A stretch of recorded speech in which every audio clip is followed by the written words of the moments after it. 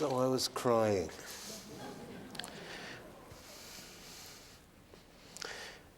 Many years ago,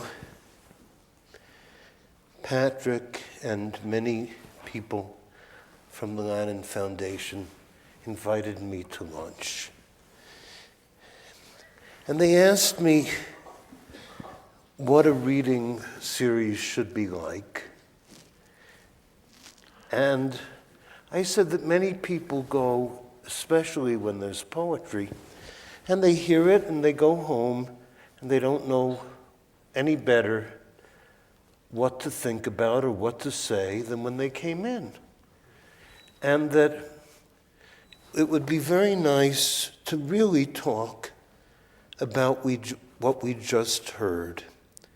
And maybe even the people who bought the books of poetry would be able to go home and read the books with pleasure and know how to read them, because it matters. Going somewhere where you don't understand what's gone on, but you've seen your friends. It's been a social event. It's been a rare pleasure, a cultural evening from which you've taken away nothing. And I wanted there to be a different thing that would happen at the Lannan series of readings and conversations.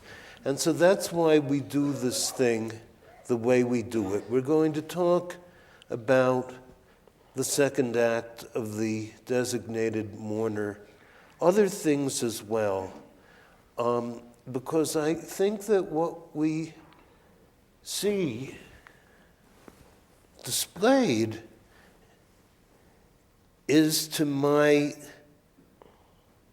faulty vocabulary, profound.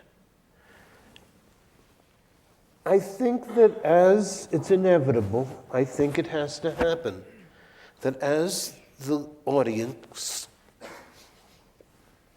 hears about Jack urinating on a book of poetry in the bathtub and then feeling relief having done it, shitting on it, they have to laugh. It's a rather funny thing, and they feel a certain relief too. And it once was the case that an audience would know that this character must be despicable, that his pride at being lowbrow was nothing to be proud of.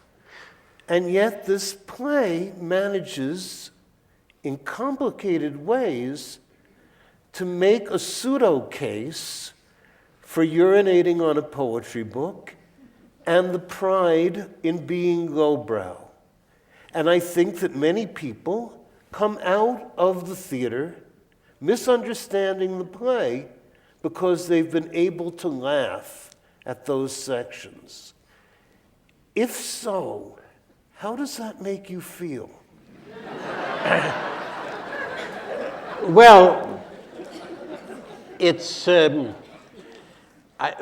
definitely true. I mean, I have definitely met people after the play who've said, that guy you played, it's exactly my ideal. He's exactly who I want to be. Others have said, it's me. You did a picture of me. Now, as an actor, of course, I am like a lawyer advocating for my client, the character. I am trying to make a case for my character, and I'm trying to make people laugh. Jack gets by, obviously, by amusing people and being funny. As the author of the play, I use the Jack that is in me to the fullest possible extent, because in me there is a cold psychopath who doesn't care about others, and who feels sometimes, God, all of these people who go to a museum and appreciate the paintings, they're out to kill me. I don't appreciate them. I wish those people would be shot. I really only appreciate the most simple pictures with pretty colors and the crudest movies. I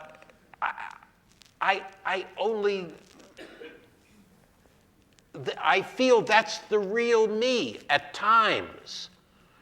But then when I meet these people who have said to me, this is my ideal, or this is me, of course I'm horrified, because as the writer of the play, I'm trying to show something terrible, which is, I'm sorry to say, us.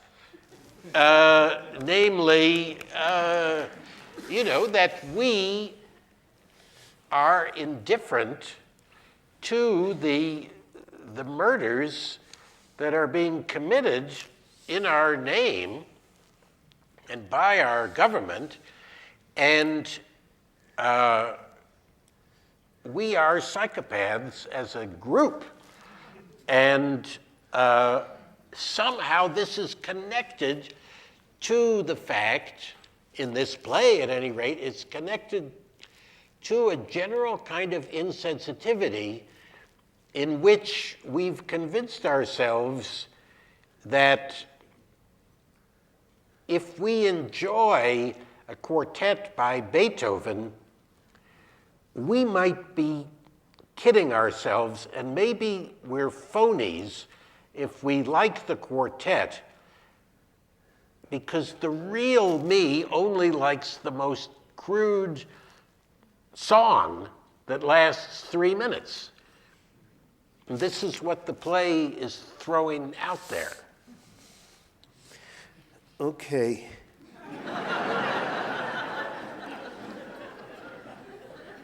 Now I have to say also that aside from the Wallace Shawn, who likes the crudest pictures with the brightest colors, there's the one who recommended a piece of music to me called The Hanging Garden that I had to listen to over and over and over again until I could begin even to understand it or to like it.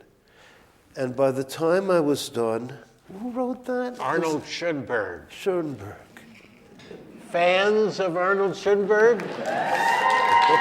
Yeah. Great. By the time I finished listening to it again and again and again, it was incredibly beautiful. The question is then, why didn't I get it the first time? Well, it's because there are some things that are subtler than we are, and it doesn't mean that they're better than we are, but we once had evolved a culture that made subtle, beautiful, difficult things, and sometimes people who didn't understand those things were arm wrestled into saying, I loved it. And they didn't love it because they didn't understand it. You see, I think that one of the things that happened in the culture was that the people who made those things stopped being willing to explain to those who didn't understand how to get a little bit of an, I saw it so often with poetry when we were involved with the series. I wanted the people to say, I never could understand it before, and now I do, or now I'm willing to. I thought it was an idiotic affectation, but now I'm willing to give it the time of day. And I think that somehow or other, the people in charge began to encourage the people who said, I hate that stuff. I want to pee on it.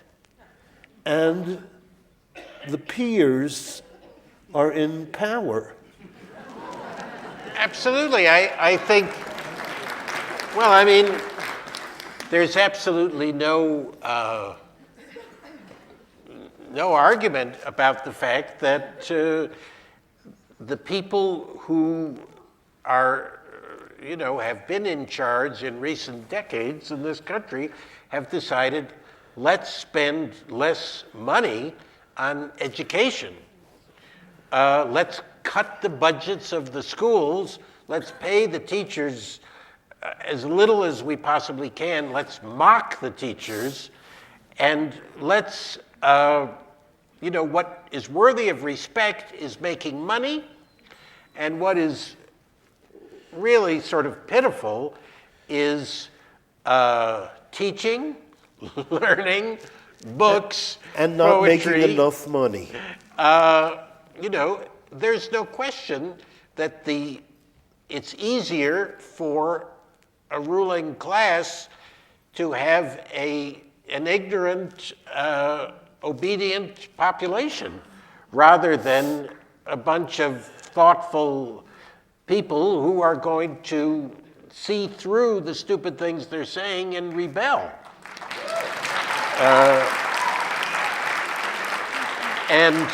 And I think that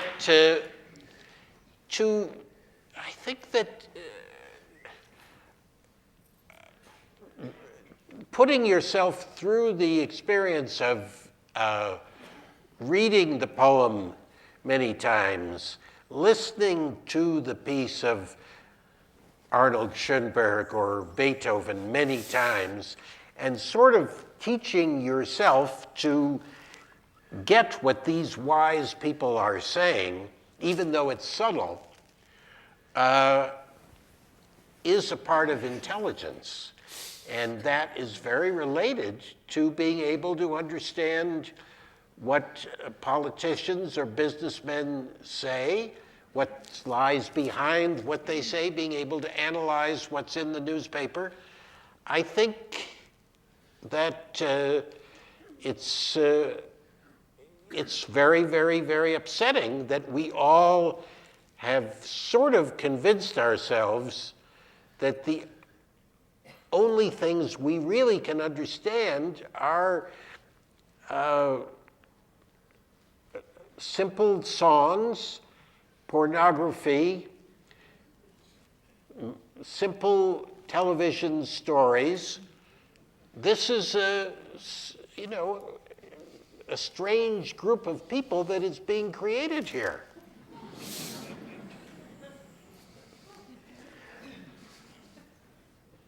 I once had the pleasure and joy of having Wallace Shawn on my radio show.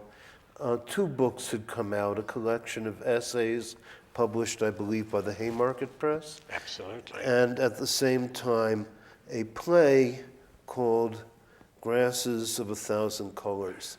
Now, I liked the essays, but I didn't know how to talk about them because I agreed with all of them. Part of the things that have been forgotten, one of the things that has been forgotten is, what is it called? A Socratic argument. You learn by argumentation. The things you already agree about go without saying nearly. But this play, Grasses of a Thousand Colors, I thought it was so strange. I mean, really strange. I mean, you should read it. I mean, because we live in a culture where you can't go around the corner to a theater where this play is being performed, for months and months at a time, the alternative is the Theater Communications Group and its publication. I was happy to see that it says on the cover, revised edition. And I thought, well, now I'm going to understand it much better.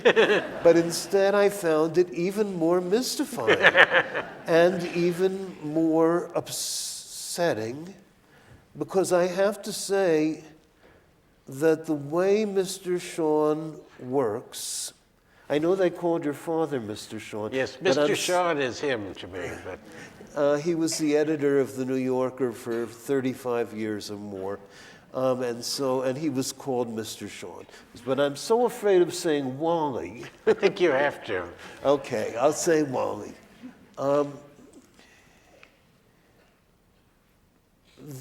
This play seemed to me to be a kind of revolution in theater, in its mixture, very original in his work, of fantasy and realism. And I am very frightened when I sit down to read a Wallace Shawn play. I'll tell you why. He makes me nauseous. And in this play, the characters are vomiting constantly. Well, only in the later part of the play. In the later.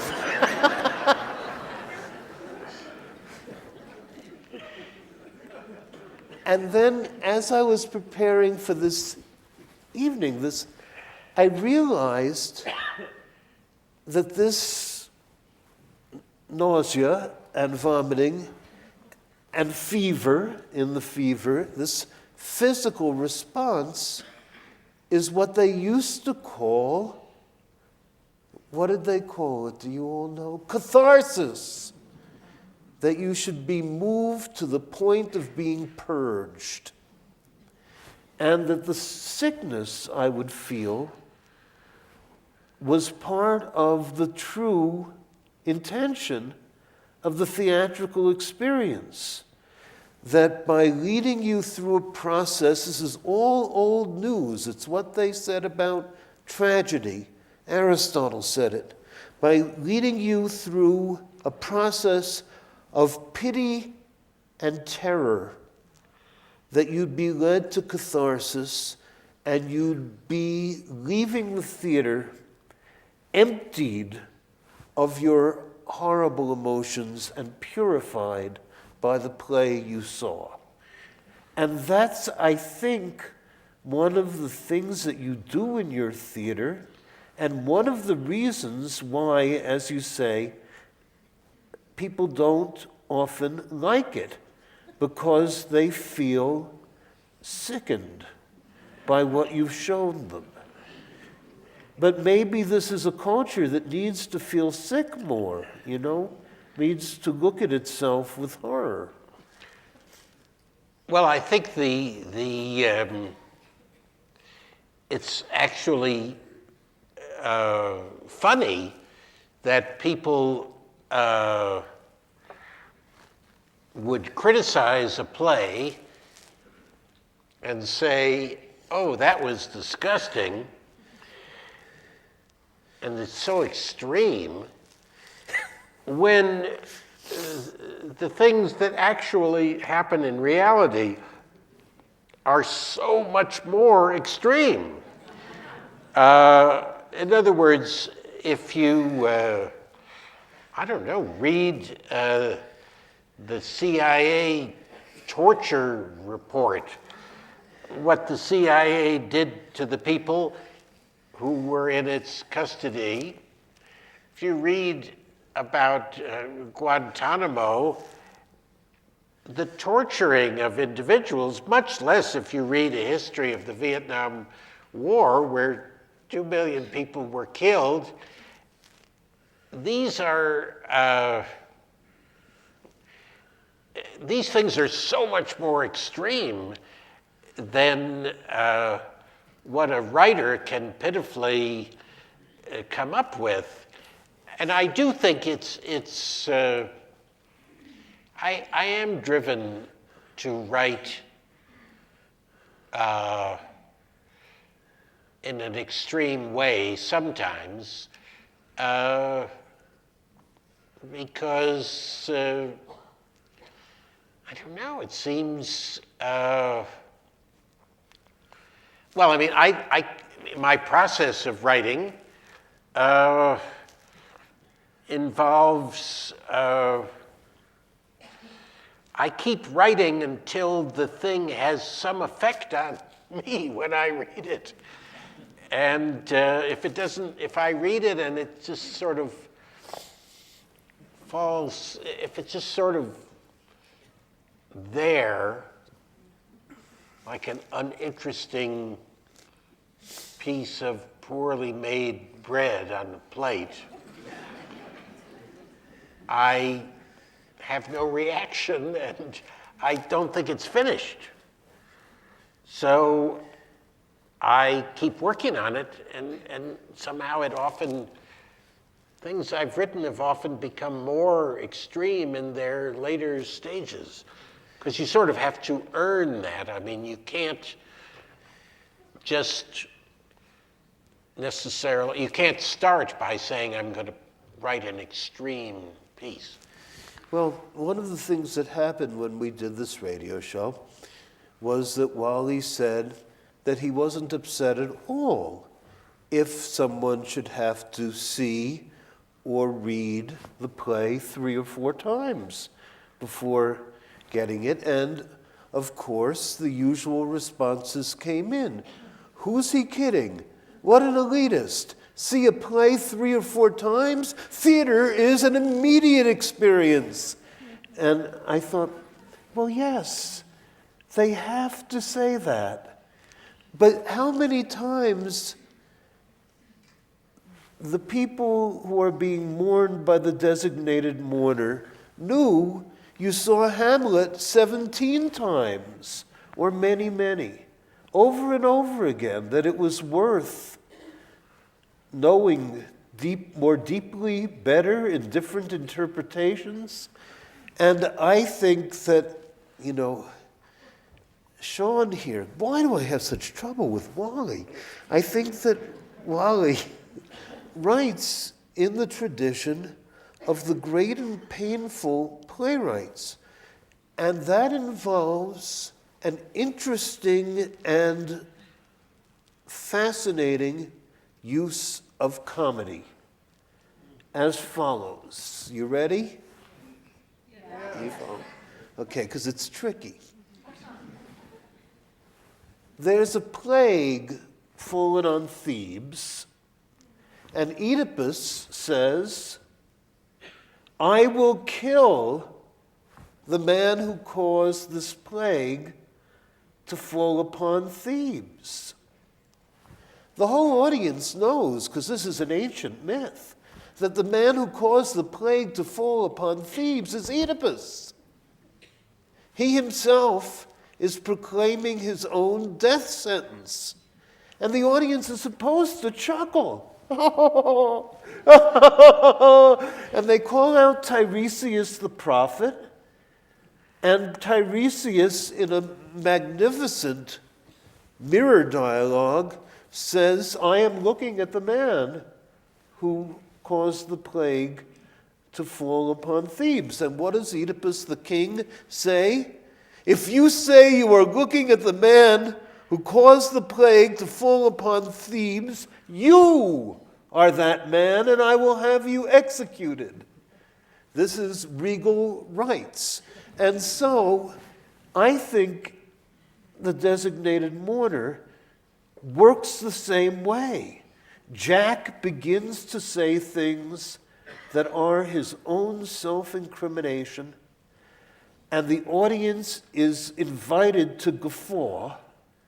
But now, you see, we like to laugh so much that we forget, as someone in the Lannan office told me today, laughter comes from someone being hurt. And, I'm sitting there, and when we get to the point where this guy is saying, so I put the book in the bathtub and I pissed on it, and that was so much fun that I shat on it, and people around me are laughing, I want to crawl into some corner somewhere, become the size of a mouse, and disappear, because we're supposed to cry that we have people who feel this way, and not say, oh, that's the person I am. That's me. You know, well, that's the person you got to stop being. Work on it. You know? I think, you know, the way I write, I kind of let the audience react as much as I can on their own without saying, obviously, well, he's the bad guy. I mean, you hear what Judy says, and if you still think, I mean, he jokes about their being put in prison and how he's going to parties while they're in prison. And he says, after they're dead, well, everybody feels more relaxed without these, you know, difficult people on the earth. If you find that appealing, I don't leap in as the writer and say, you know, you're wrong. I mean, to me, that would make the play very, I don't like to tell people what they're supposed to feel to the extent that you can avoid it. That's part of the fun of theater. And, you know, maybe you do see it a couple of times or read it a couple of times and see it differently. I don't know. Well, it's a fascinating thing because I think, you know, whereas that strategy by which Oedipus says, I will kill the person who brought down the plague, and it's him, that was called dramatic irony. But now we have a different kind of irony. Irony has changed from culture to culture. And irony represents uncertain laughter, laughter that emerges because the laugher feels a bit guilty. He laughs in order to escape blame. The irony is accusing someone politely, pointing a finger, but so politely that the person may never know he's been accused. In fact, he may think, what a great play! It recommended that we piss on the poetry books. I've been waiting for this. And it's a very, I think, fascinating thing because, you know, the people you're talking about, the people that the designated mourner is failing to mourn, truly were pains in the ass. They were difficult people. I knew many of them. We both knew many of them. And I once saw one of them. I'll tell you a little story. Is it okay if I tell it? Yeah. Okay.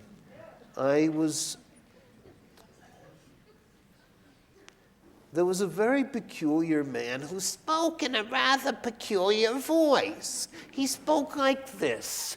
He had lived in Paris. He had been a friend of Jean-Paul Sartre. And he taught at the school where I went, and his name was Lionel Abel. He was a theater critic, and he wrote a book called Meta Theater. I think he would have liked your plays. I do. I do think so. And he spoke like that. I think so. I do think so. And he once attended a lecture at the English department where I went to school. And at the end of the lecture, he said to the person who gave the lecture, well, we are adults here, the members of the faculty, and we know you're talking nonsense. But you are lying to children, and this is unpardonable. Unpardonable. You're telling lies to the young. How do you feel coming to a place and lying to the young? And you want to applaud him. He was obviously magnificent. But he was so offensive to everyone in the room that you wanted at the same time to make sure. He would say, they once put me in a summer house where I was staying, and there was a tree growing in front of the window, blocking my view, so I went outside and chopped down the tree. He also said, I got so angry at a party, I said to the people, you are cowards. I am not a coward. And he set his own hair on fire. These people were madmen, but they believed in culture, in extremity, in permanent consequences to their behavior.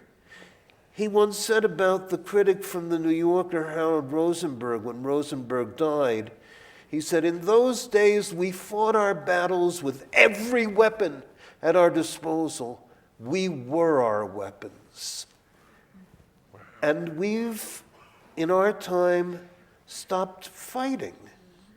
We're afraid to speak up against the powers that want to kill entire populations, that want to wrong indigenous peoples. We're afraid to say you're wrong because you're right, Wally. We will be shot for essays we wrote 20, 30 years ago. We will never be forgiven if the fascism we see developing, not so much under the surface in our country, in our time, takes hold. We will never be forgiven for being reasonable, cultured people and for complaining about what they want to do to us. But we don't take it lying down. Speak. Well, I think the mystery about our country is that it is so passive, and I don't understand it. I mean, I am an example of it rather than anything else. I mean, I don't really know. I suppose it may be physical comfort. Those of us who are physically comfortable may not want to risk our privileges by doing things that would get us thrown in prison or lessen our comfort level. But even the poor people of our country are surprisingly passive and apolitical in a funny way. I mean, I do remember the 60s, and certainly when Malcolm X spoke, he said things that were terrifying to me or to anybody, you know, and I don't, if he came here tonight and said some of the things that he said in the 60s, I'd be terrified again. And I don't think he had a formula for how change was going to happen that I would buy as a correct approach. But it is interesting that people were saying things 50 years ago that they wouldn't dare to say today. And the level of anger was, in the 60s, did reach, and there was something appropriate between the level of anger and the things that were going on. And we seem to be more paralyzed and just going on with our lives and not courageous. I can't explain it. I get the feeling it's changing. And it makes permanent our effort to undo the terrible things that have been done. I don't know, I know it's ridiculous to care so much about art. I've done many of these things, but I don't think I've spent a better night or had a better time than the time I've had talking to you, with you, at you, and that this has been a wonderful thing. Thank you. Thank you, Wally, and thank you, Debbie. Thank you.